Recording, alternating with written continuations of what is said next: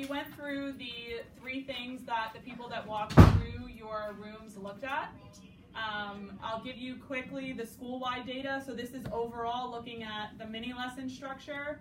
You can see the majority of the school by far is meeting or exceeding that expectation of what that structure looks like for a mini lesson.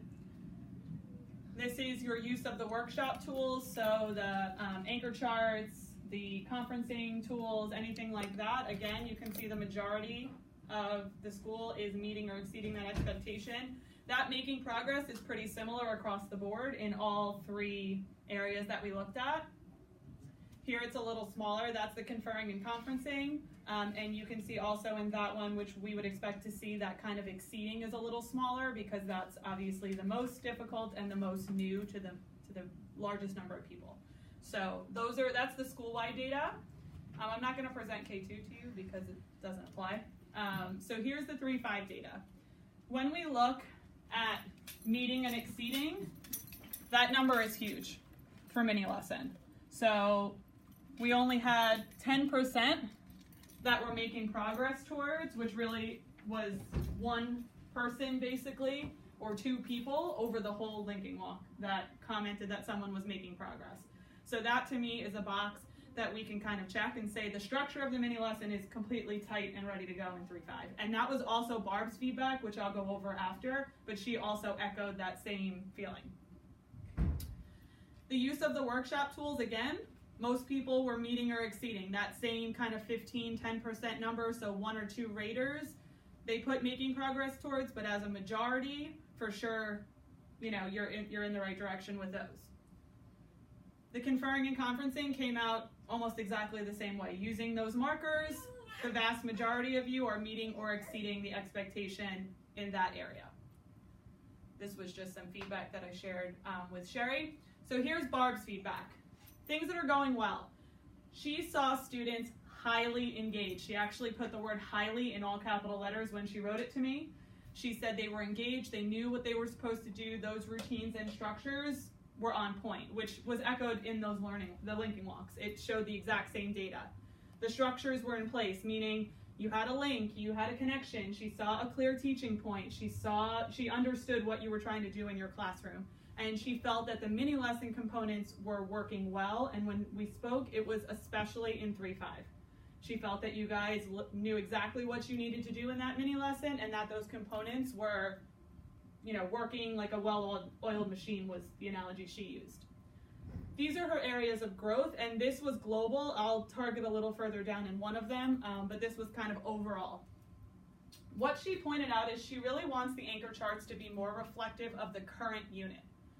She said she saw overall a lot of extra anchor charts being up around the room. And she said she obviously was not in there long enough to see if all of them were being used, but she felt that in a lot of the rooms it was a lot of anchor charts and she wasn't sure that they needed to all be up.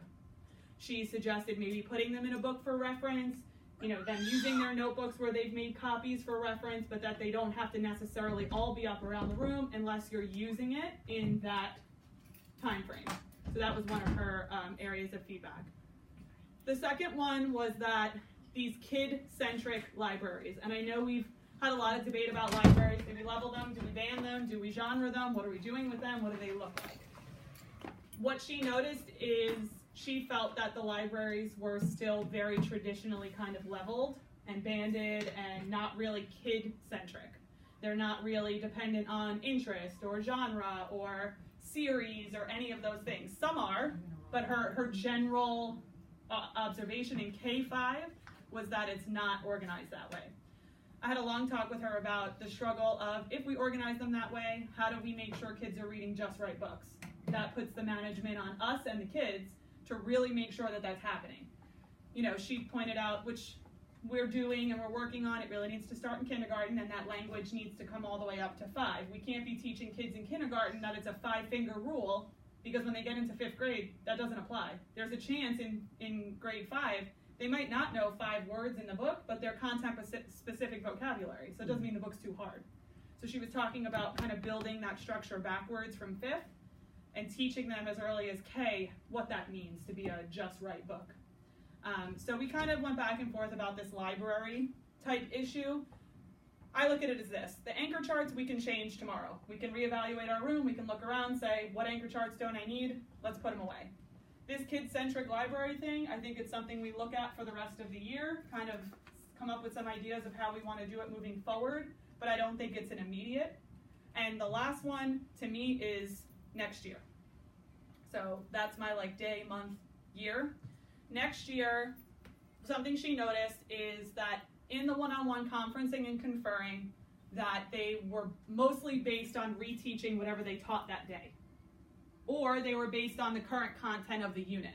They weren't really hitting the kids in their deficit or where they are, or completely separate from kind of what was going on in the classroom.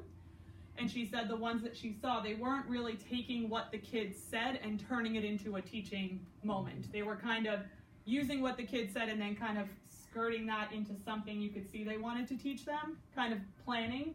So her feeling was they're almost too planned as far as when you're meeting one-on-one. She loved the strategy groups that she saw. She said those were running great. She loved what was going on in them, but she was speaking only specifically about that kind of one-on-one drop-down kind of conferencing.